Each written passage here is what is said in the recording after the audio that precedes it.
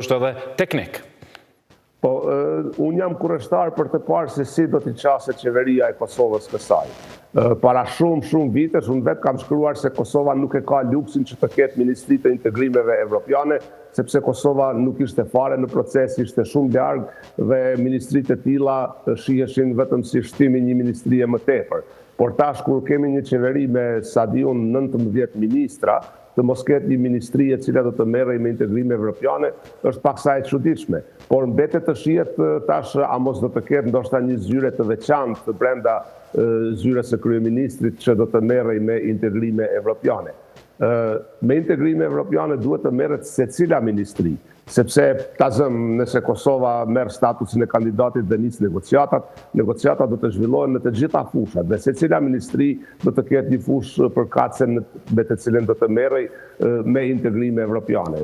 Që nga Ministria e Punëve të Brendshme, Ministria e Mjedisit, ajo e Energjisë, e bujqësisë e kështu me radhë. Mirë po, Bashkimi Evropian ka nevojë për një adresë e cila do të koordinonte të gjitha ministritë, siç është për shembull edhe në Komisionin Evropian, komisionera për zgjerim. Kur të nisin negociatat, ajo vetëm do të koordinonte dhe drejtoria për zgjerim do të koordinonte procesin e zgjerimit, ndërkohë që në proces do të merrej secila drejtori dhe secili komisioner tjetër po ashtu. Prandaj edhe në Bruksel presin për të parë se cila do të jetë ajo adresë në qeverinë e re të Kosovës, që do të koordinonte horizontalisht raportet brenda qeverisë së Kosovës dhe do të ishte një adresë me të cilën do të kontaktonte direkt Brukseli. Kështu ka qenë edhe me vendet tjera që janë vende me status kandidati.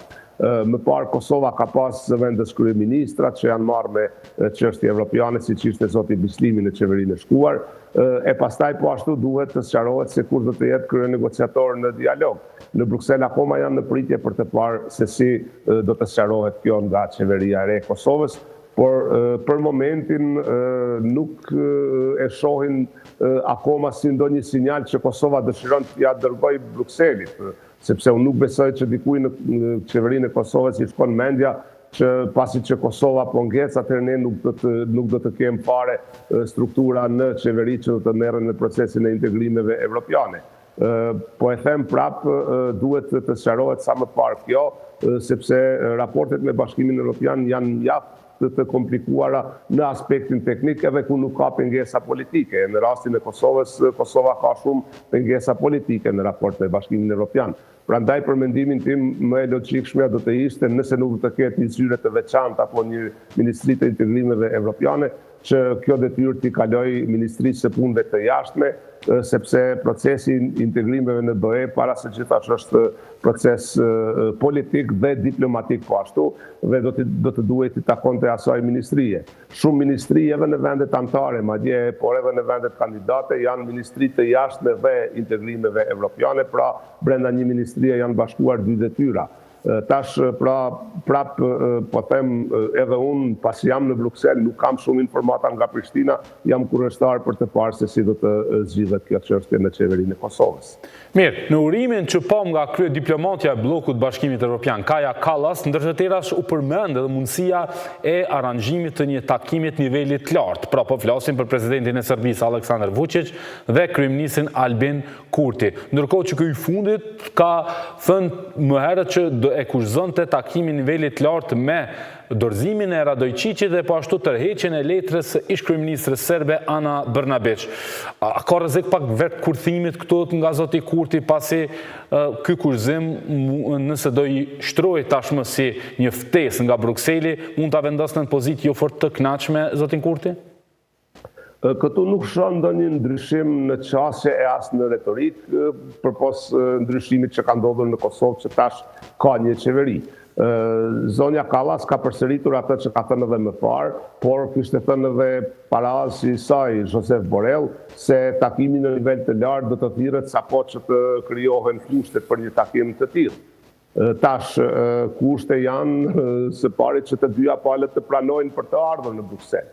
Dhe nuk ka dyshim se nëse ka kaluar më shumë se 2 vite prej kur ishte takimi i fundit dhe nuk ka pasur progres në procesin e dialogut, atëherë Bashkimi Evropian mes tjerash duhet të arsyetohet para shteteve anëtare, sepse po e mban një të dërguar të posaçëm për dialog dhe duhet të tregojë se çfarë po ndodh me atë dialog.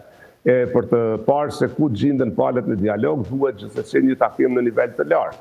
Qoftë edhe për të konstatuar se nuk mund të ecet përpara, sepse unë personalisht nuk pres asnjë avancim në procesin e dialogut gjatë këtij viti, pasi që do të ketë zgjedhje në Serbi dhe po e shohim retorika që vjen nga Serbia nuk është as pak miqësore dhe as pak nuk jep shenja se Serbia është e gatshme për kompromise në procesin e dialogut, e madje as për implementimin e detyrimeve që kanë nga ajo marrëveshje për të cilën Bashkimi Evropian insiston që është në fuqi.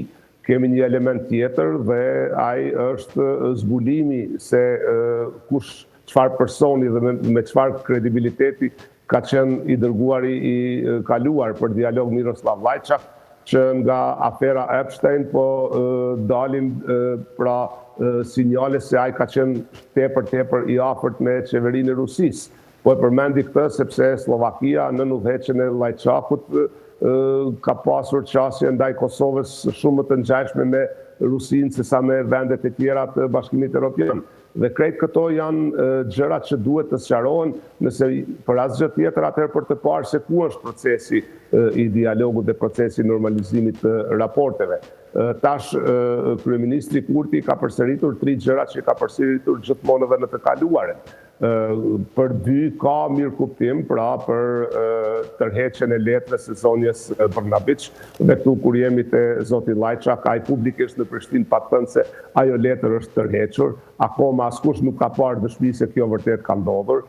Në anën tjetër ka të drejtë edhe kur kërkon nënshkrimin e marrëveshjes, por Bashkimi Evropian këtu insiston se mos nënshkrimi nuk duhet të merret si arsyetim për të mos e zbatuar marrëveshjen dhe këtu tash Bashkimi Evropian duhet të gjejë modalitete për të detyruar palët, pra edhe Serbinë që të zbatojë marrëveshjen qoftë edhe nëse nuk e ka nënshkruar.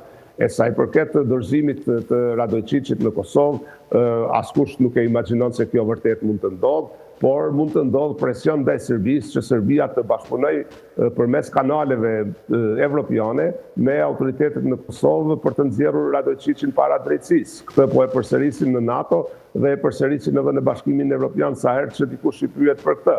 Por me kalimin e kohës duket se presioni ndaj Serbisë është zbutur sa i përket Radojčićit. Pra ka një lloj mirëkuptimi ndaj kërkesave të Kosovës, por besoj se Bashkimi Evropian do të jetë mjaft i fortë në insistimin që të gjitha këto të mos merren si arsyetim për të mos ardhur në një takim të dialogut nëse një takim i tillë thirret. Dhe Kosova prapë duhet të ketë kujdes që nëse dështon një takim i tillë, të ketë kujdes që të mos jetë Kosova palë e cila do të fajsohet për një dështim të tillë. Mirë, tani nëse ka